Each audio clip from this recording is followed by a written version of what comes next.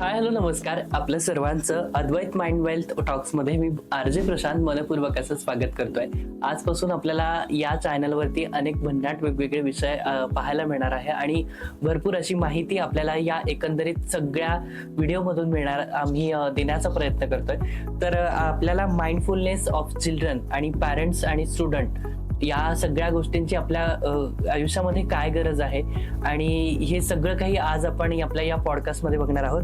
यासाठी आपल्यासोबत mindfulness coach आणि एनर्जी मेंटर भगवान आशिष काटकर सर आपल्यासोबत आहेत आणि वेलकम सर. आपलं या चॅनलमध्ये तुमचं मनपूर्वक असं स्वागत आहे. सो माइंडफुलनेस बद्दल आपण तर आज जाणूनच घेणार आहोत, पण आम्हाला प्रेक्षकांना आणि मला स्वतःला देखील खूप एक्साइटमेंट आहे. अगोदर तुमच्याबद्दल आम्हाला ओळख तुमची ऐकून घ्यायला आवडेल की नेमकं आतापर्यंत कशी तुमची एकंदरीत जर्नी आहे. नमस्कार, माझं नाव भगवान उर्फ आशिष काटकर आहे. मी 2016 पासून ज्या मुलांचं वय वर्ष 5 ते 16 आहे आणि 17 ते 25 आहे, यामध्ये वेगवेगळ्या स्कूल्समध्ये, फार्मसी कॉलेजमध्ये, मेडिकल कॉलेजमध्ये, इंजिनिअरिंग कॉलेजमध्ये, नंतर 11वी 12वी विज्ञान आणि वाणिज्य या शाखांमधील जे काही विद्यार्थी आहेत त्यांच्यासाठी माइंडफुलनेसवर कार्य केलेलं आहे आणि त्यांच्या पालकांसोबत मी पॅरेंटिंगचे सेशन घेतलेले आहे. तर यामध्ये आम्ही एकच गोष्ट बघितली की आपल्या अंतर्मनात जी काही ऊर्जा दडलेली आहे त्याचं ज्ञान आपल्या या शिक्षण पद्धतीमध्ये देणं जास्त काळाची गरज बनलेलं आहे आणि आम्ही आजपर्यंत जवळपास हे ज्ञान खेडोपाड्यामधल्या मुलांपर्यंत सुद्धा पोहोचवलंय. आज आम्ही पुणे सिटीत जरी आम्ही राहत असलो किंवा आमचं ऑफिस पुणे सिटीमध्ये आहे किंवा मेट्रो सिटीमध्ये आम्ही काम करतोय, तरी सुद्धा आम्ही श्रीगोंदा, दौंड, सोलापूर, कोल्हापूर किंवा अमरावती, अकोला अशा विविध ठिकाणी याचा अवेअरनेस करण्याचा प्रयत्न केला आहे. आतापर्यंत आम्ही हे काम ऑफलाईन या माध्यमातूनच करत होतो, परंतु आता आम्ही जगासोबत चाललं पाहिजे म्हणून आम्ही आता ऑनलाईन प्लॅटफॉर्मवर देखील हे सर्व पालकांसमोर, विद्यार्थ्यांसमोर आता नव्या जोमात मांडत आहोत. ओके. या अनेक वेगवेगळ्या गोष्टी तशा पहिल्यापासून आपल्याला आपण बघतोय, पण या सोशल मीडियामुळे आपल्याला आता या सगळ्यांना लक्षात येत आहेत की या गोष्टींमुळे आपल्या अशा गोष्टी घडतात. तर मला सोशल मीडियाचंच आपलं नाव निघालंय, तर मला विचारायला आवडेल, सोशल मीडिया देखील आपल्या आयुष्यात भरपूर मोठा पार्ट आहे. आजकाल पॅरेंट्सचं आणि मुलांचं या सोशल मीडियाला कनेक्ट होऊन देखील आणि भरपूर मोबाईल खेळून वगैरे वगैरे सगळे तणावात देखील खूप जात असतात कधी कधी. तर आणि पहिल्यासारखं आता काही राहिलेलं नाहीये, खूप स्ट्रेसमध्ये राहतात. यामध्ये माइंडफुलनेस कसं काम करतं? हा, खूप सुंदर प्रश्न आहे हा, आणि हा प्रश्न मला तुमच्यासारख्या अनेक पालकांनी विचारलाय. तर आज आपण म्हणतो की वायू प्रदूषण आहे, आपण म्हणतो की जल प्रदूषण आहे, आपण म्हणतो की ध्वनी प्रदूषण आहे, परंतु आता जे प्रदूषण वाढत चाललंय त्याचं नाव आहे वैचारिक प्रदूषण. आणि आपल्या आजूबाजूचं असलेलं रेडिएशन, त्यामुळे होतंय काय की आपला फोकस, आपलं कॉन्सन्ट्रेशन यामध्ये तफावत निर्माण व्हायला लागली आणि याचंच रूपांतर स्ट्रेस, अँझायटी, फोबिया किंवा त्याला आपण म्हणतो की विसरण्याची म्हणजे विसरभोळा स्वभाव होणे. तर याचं कारण काय आहे की आपल्या आजूबाजूला असलेलं हे वैचारिक प्रदूषण. तर यावर आता काम करण्याची गरज आहे आणि आपण म्हणतो की मोबाईल, इंटरनेट या गोष्टीमुळे झालंय काय की त्याचा वापर किती करायचा आणि किती प्रमाणात केला पाहिजे याचं एज्युकेशन दिलं पाहिजे. कारण ह्या गोष्टी जितक्या चांगल्या असतात किंवा आहेत तितक्या वाईट, परंतु त्याचा वाईट परिणाम काय होऊ शकतो याबद्दल कोणी बोलतच नाही. म्हणजे आज समजा मी तुम्हाला म्हणलं की तुम्ही धावणं चांगलंय, तुम्ही 2 किलोमीटर धावला तुमचं शरीर चांगलं राहील, पण तुम्ही धावतच राहिलात तर तुम्ही आजारी पडाल किंवा तुमचं शरीर दमून जाईल. तर कुठपर्यंत चालायचं आहे, कुठं थांबायचं आहे, त्याला एक सिस्टीम आहे, एक यंत्रणा आहे. तर ती आपण समजून घेणं गरजेचं आहे आणि याचा सर्वात जास्त अभ्यास पालकांनी करणं गरजेचं आहे. याच्यानंतर सर मला विचारायला आवडेल, 5 ते 16 वयोगटासाठी असलेला सुपर सेन्सरी डेव्हलपमेंट म्हणजेच SSDP नेमकं काय आहे? हा, तर सुपर सेन्सरी नावामध्येच 1-2 शब्द आहेत की सुपर सेन्सरी. आता एखादी गोष्ट समजा, तुम्ही एक्झाम्पल घ्या की आपण सुगंध घेतो, तर तुम्हाला कसं कळतं की हा मोगऱ्याचा वास आहे? बरोबर. म्हणजे तुमचं एक काहीतरी सिस्टम ऑर्गन त्याला येस दिस इज अ मोगरा. बरोबर. पण जेव्हा तुमचं थंड पाणी पडतं, oh my God this is a cold, it's a very cold, आणि गरम पडल्यावर oh my God it's a very hot. तर हा पण एक सेन्स आहे. म्हणजे तुम्हाला सुगंध आला, तुम्हाला स्पर्शाने कळलं की हे गरम आहे, थंड आहे, तसं तुम्हाला डोळ्यानं बघून कळतं की हे झाड आहे आणि हे गाय आहे. तर बरोबर. हे झालं तुमचं सेन्सरी. तर या सेन्सरीचा जो काही विषय आहे हा आपल्या एन्शंट विजडम मध्ये काय म्हणतो की पंच ज्ञानेंद्रिय. तर पंच ज्ञानेंद्रियाचा अर्थ काय की या इंद्रियाद्वारे ज्ञान आपण घेतो. अडॉप्ट करू शकतो किंवा त्याला आपण म्हणजे त्याला डाउनलोड करू शकतो एक प्रकारे. येस. तर यामध्ये काय आहे की आपण जे सुपर सेन्सरी शिकवतो त्यामध्ये ज्या मुलांचं वय 5 ते 16 आहे त्या मुलांचे आपण पंच ज्ञानेंद्रियाबरोबर 6वं ज्ञानेंद्रिय ज्या लोकांना माहीतच नाही ते म्हणजे आपलं आज्ञाचक्र किंवा त्याला आपण म्हणतो की इंट्युशन. तर यामध्ये होतं काय की आपल्या शरीरामधली जी काही नॅचरल ऊर्जा आहे तर त्या ऊर्जेचा जो फ्लो वाढतो किंवा त्याला आपण जेव्हा त्या गोष्टी शिकवतो मुलाला तर तो विद्यार्थी त्या सगळं सेन्सवर काम करून तो त्या स्मेल घेऊन, टच करून, आवाज करून, डोळे बंद करून सुद्धा पुस्तक वाचू शकतो. आता यामध्ये आमचे काही विद्यार्थी असे आहेत की ते डोळे बंद करून चेस खेळतात, ते डोळे बंद करून पुस्तक वाचतात, ते एखाद्याला बघून सांगतात की याच्या शरीरामध्ये कोणत्या चक्रामध्ये बिघाड असू शकतो. म्हणजे आणि हे विज्ञान काही बाहेर देशातनं आलेलं नाही, हे भारतातल्या तज्ज्ञांनीच केलंय डिझाईन. परंतु हा जो काही सगळा जो काही सारांश आहे किंवा वेदांचा सारांश आहे, आपला अध्यात्म आहे, हे बाहेर देशात जेव्हा जातं तेव्हा वैज्ञानिक दृष्टिकोनातनं जातं. तिथं त्याच्यावर संशोधन केलं जातं, त्याच्यावर प्रॅक्टिस केल्या जातात आणि मग तेच पॅटर्न घेऊन ते सर्व जगात जातं. मग तसं हे जे सायन्स आहे हे ऍक्च्युली जापान डिस्कवर सायन्स आहे.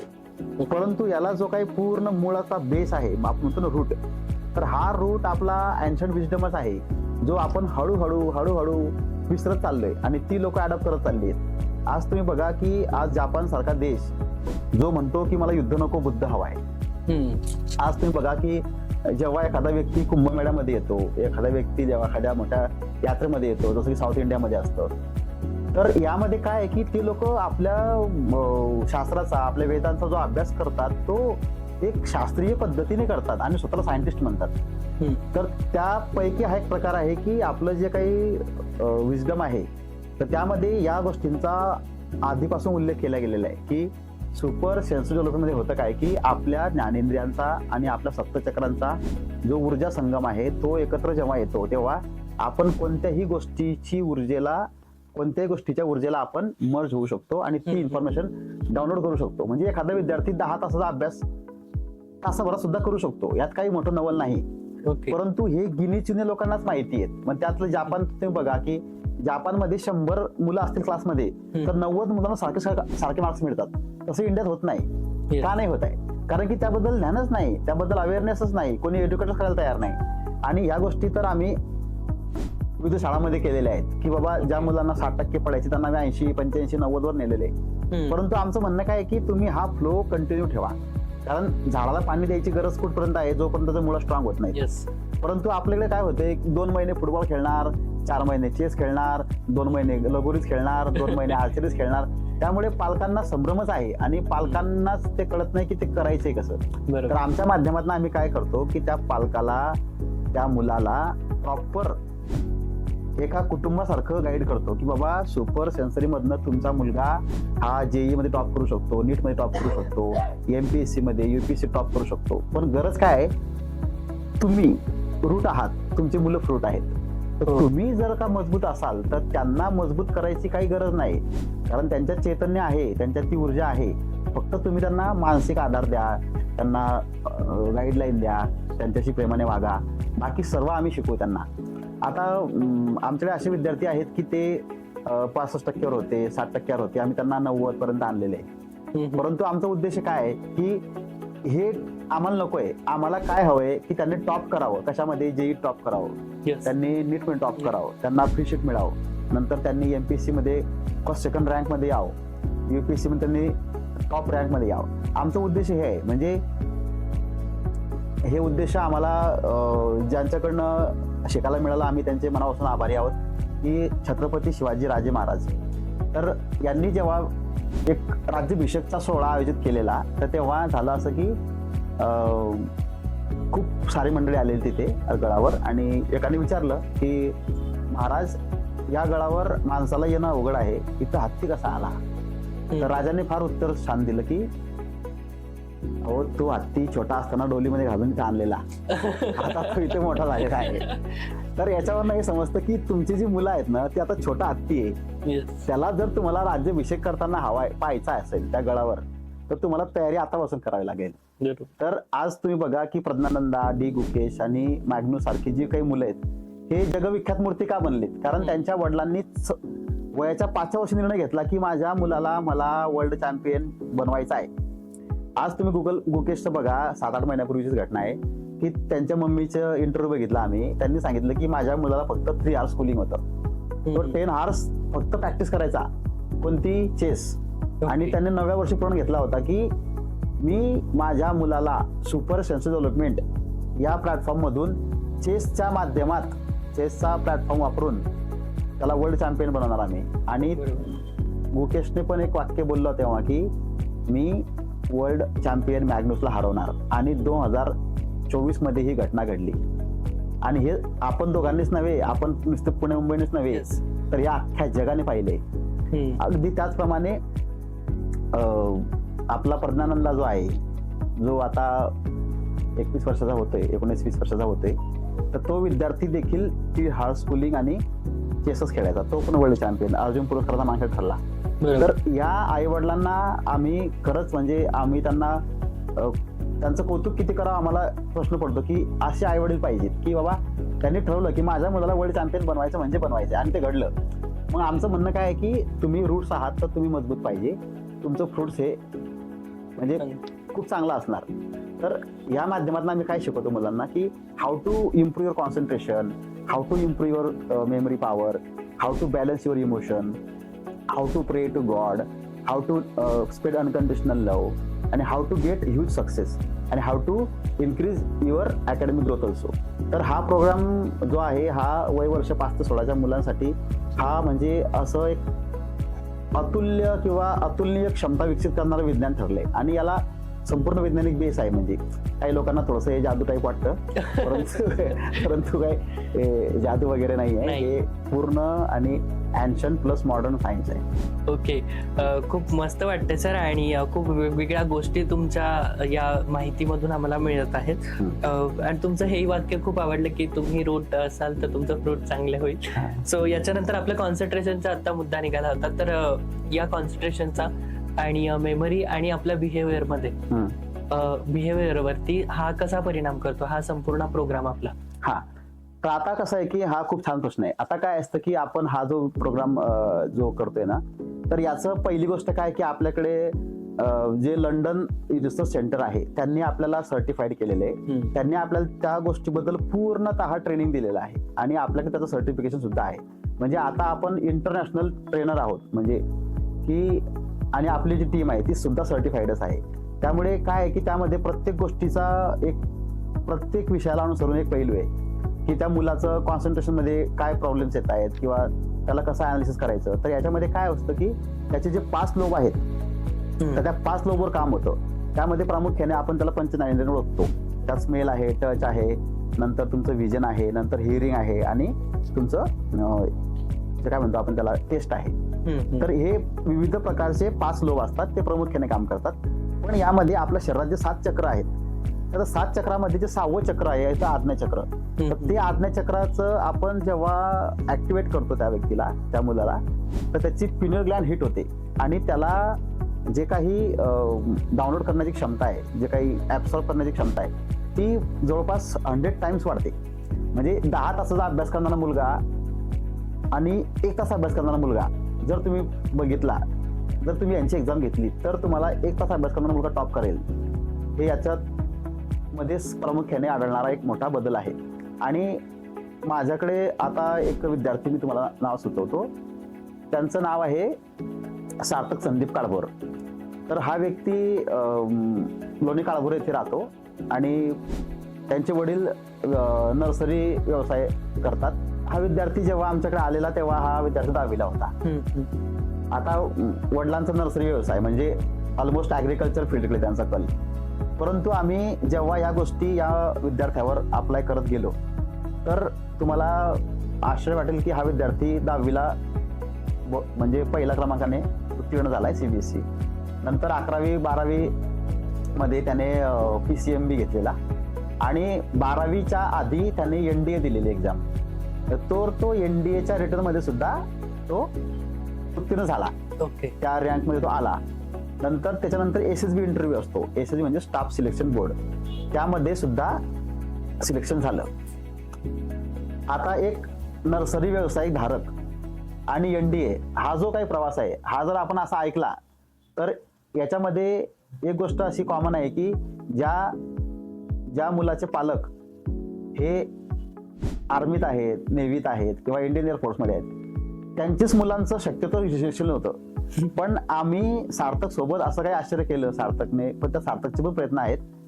सार्थक हा फार म्हणजे जेन्युइन गाय आहे. म्हणजे तो इतका आहे की तो आईवडिलांना रिस्पेक्ट देणार, आईवडिलांचं शब्द तो असा म्हणजे फुलासारखा मानणारा माणूस.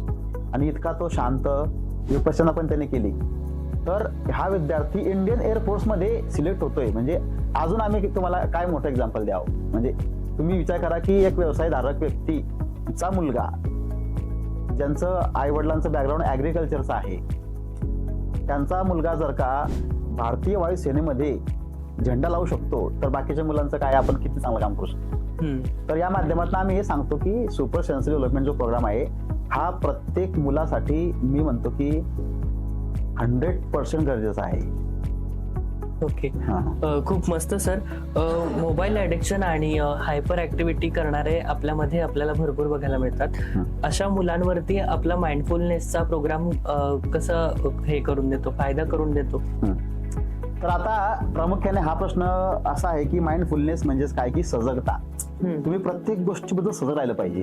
तुम्ही अभ्यास करताय सजग आहात का, तुम्ही खेळताय सजग आहात का, तुम्ही कार चालताय तुम्ही सजग आहात का, तुम्ही स्वयंपाक करताय तुम्ही सजग आहात का.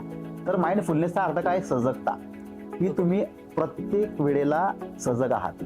मग तो खेळ असो, अभ्यास असो, मग ते ड्रायव्हिंग असो किंवा ते स्वयंपाक कला असो.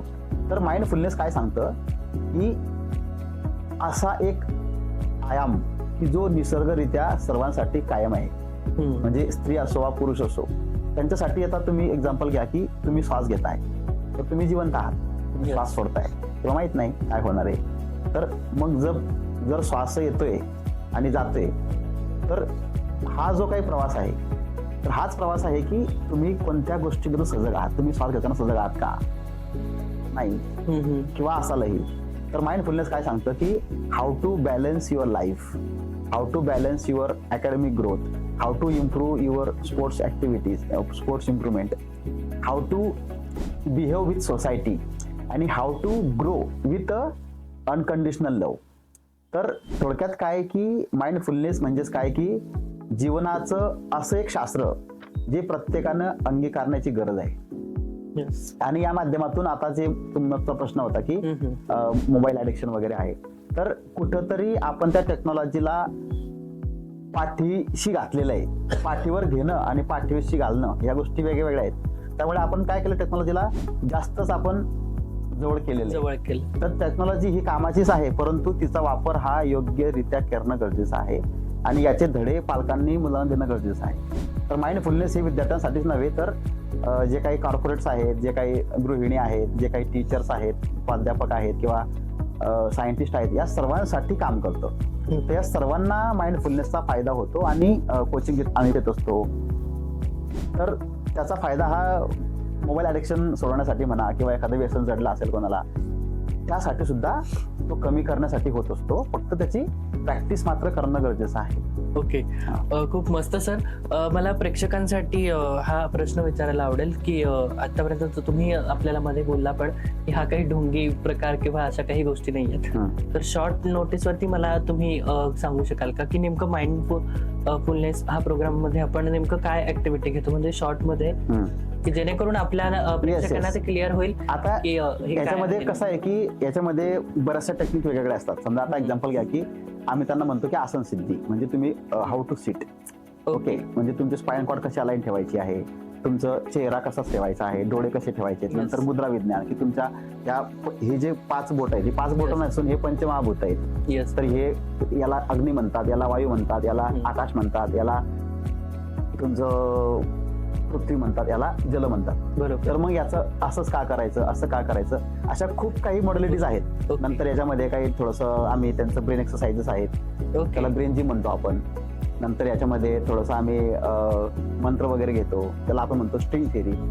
अशा काही गोष्टी आहेत. नंतर याच्यामध्ये आम्ही काही म्युझिक घेतो, जेणेकरून त्यांच्या ब्रेनला त्याचं रिलॅक्सेशन व्हावं. यात काही योगनिद्रा पण असते, की बाबा 10 तास झोप तुम्ही 6 तासामध्ये कशी कव्हर करायची. एखाद्या 10 तास झोपायची सवय आहे, त्याला 6 तास कसं आणायचं. जो 6 तास झोपतो त्याला 4 तास कसं आणायचं, सगळं याच्यामध्ये आम्ही घेत असतो. आणि नंतर मग ते ब्लाइंड फुल सेशन पण असतं यामध्ये, की मुलं डोळ्याला पट्टी बांधून पुस्तक वाचतात, डोळ्याला पट्टी बांधून चेस खेळतात. आणि अशा फार गमतीशीर प्रोग्राम आहे हा. म्हणजे इतका छान आहे की आम्ही पालकांसोबत मुलांना जेव्हा हे सांगतो तेव्हा पालक पण असे खूप आमच्या आनंदी होतात, म्हणजे खुश होतात. ओके. खूप मस्त आहे. आणि 12वी CAT किंवा नेट या वेळेस तर खूप जणांना प्रेशर असतं, तर त्यांनी हा करायलाच पाहिजे का प्रोग्राम, आणि त्यांना खरंच किती फायदा आहे या गोष्टींचा? आज तुम्ही बघा की आज आपण जे आपलं जे आसपासचं वातावरण झालंय बघा, असं सगळं असं प्रदूषित झालेलं आहे. म्हणजे ही स्पेशली 11वी पासूनची जी वरची मुलं आहेत ना, जंक फूड खातात, थोडंसं फिरतात वगैरे, ट्रॅव्हल करतात. मग काय होतं की अवेअरनेस साठी वगैरे गोष्टी कमी असतात ना, त्यामुळे काय होतं की ते मग त्यांना नवीन नवीन गोष्टी आकर्षित करतात, जसं की पिझ्झा, बर्गर वगैरे, त्यांना थोडंसं खावं वाटतं. मग काय होतं त्यात अजिनोमोटो जो प्रकार आहे ना, त्यामुळे काय होतं की त्यांचं ते केमिकल आहे बॉडीतलं ते इम्बॅलन्स होतं. त्यामुळे यांची चिडचिड ऑटोमॅटिकच वाढते, चिडचिड वाढते, डिप्रेशन वाढतं, चेहऱ्यावर ते पुढे येतात, स्ट्रेस वाढतो. यामुळे होतं काय माहिती का, की यांचं जे JEEचं टार्गेट आहे, नीटचं टार्गेट आहे ना, तर त्यासाठी त्यांचं कॉन्सन्ट्रेशन त्या लेवलनं काम नाही करत. बरोबर आहे. त्यामुळे या लोकांना ह्या गोष्टी शिकवणं मी म्हणतो 200% गरजेचे आहे. कारण की जर तुम्ही एक्झाम्पल घ्या की JEE सारख्या एक्झाम मध्ये जर 2 मार्क तुम्ही पडलात ना, तर तुम्हाला मिडशीट नाही मिळत.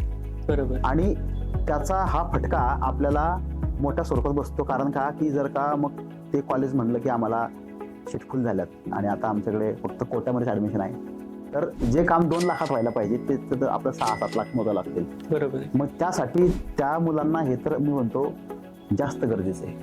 खरंय. आणि यामध्ये कसं आहे की पालकांचं आर्थिक नियोजन पण होईल, पालकांना त्या मुलाला चांगले संस्कार पण देता येतील, आणि तो मुलगा जास्तीत जास्त आनंदी राहायचा प्रयत्न करेल. त्यासाठी हे फार गरजेचं आहे. ओके. मस्त सर. याच्यानंतर मला विचारायला आवडेल की मुलांमध्ये आतापर्यंत तुम्ही भरपूर जणांसोबत हे प्रोग्राम्स केलेत, तर काही असे ट्रान्सफॉर्मेशन आम्हाला ऐकायला आवडतील, काही जे तुम्हाला आता लगेच आठवत आहेत आणि खूप सांगण्यासारखे आहेत? हा, तर आता माझ्याकडे तर असे मी सांगतो तुम्हाला की मी आतापर्यंत जवळपास 10 ते 11 हजार विद्यार्थ्यांना मी स्वतः 1-to-1 भेटलेलो आहे. ओके. आणि त्यामध्ये काही विद्यार्थी सिटीमधले म्हणजे मेट्रो सिटीमधील आहेत, काही सेमी सिटीमध्ये आहेत, काही फार ग्रामीण भागातली आहेत. म्हणजे तुम्हाला मी सांगतो की असे काही गावांची नावं आहेत माझ्याकडे की तुम्हाला माहिती नसतील. म्हणजे तुम्ही सोलापूर रोडला गेलात ना, तर यवत, नंतर वरवंड, नंतर पाटस, नंतर पुढे मांडवगण, काष्टी, श्रीगोंदा, सुप्पा, मोरगाव, अजून इकडे पोडगाव, इकडे तुमचं वाघोली, इकडे आपलं नारायणगाव, नारायणपूर, नंतर राजगुरुनगर, या ठिकाणी मी खूप विद्यार्थ्यांना भेटलो. ओके. आता कसं आहे की आम्ही त्यांना भेटलो म्हणजे तिथं मी ऑफलाईन वर्कशॉप वगैरे घ्यायचो, तेव्हा ते सगळी मंडळी आमच्याकडे राहायची. आणि आम्ही सांगायचो की तुम्ही फक्त 1000 गोष्टी करण्यापेक्षा एक गोष्ट 1000 वेळा करा, तुमचं लाईफ सेटच होणार. आणि त्यातनं काही विद्यार्थी मी म्हणजे मला सांगायला आवडेल की गजानन सातिगले नावाचा एक विद्यार्थी आहे बेकराई नगरचा. तो विद्यार्थी माझ्या 8वीला होता, म्हणजे आला तेव्हा. आज तो विद्यार्थी नांदेड मराठवाडा विद्यापीठामध्ये BE इलेक्ट्रिकल इंजिनिअरिंग करतोय. म्हणजे तो डेटा आमच्याकडे आहे. नंतर मी तुम्हाला सांगितलं की सार्थक संदीप काळभोर हा विद्यार्थी जो 10वीला माझ्याकडे होता, तो 12वी पास होण्याच्या आधी तो भारतीय वायुसेनेत त्याने झेंडा लावून आलाय तो. अजून काही विद्यार्थी असे आहेत की ज्यांना मॅथ्स मध्ये प्रॉब्लेम्स येत होते, केमिस्ट्रीमध्ये, तर ते आता त्या विषयात टॉप करतायत.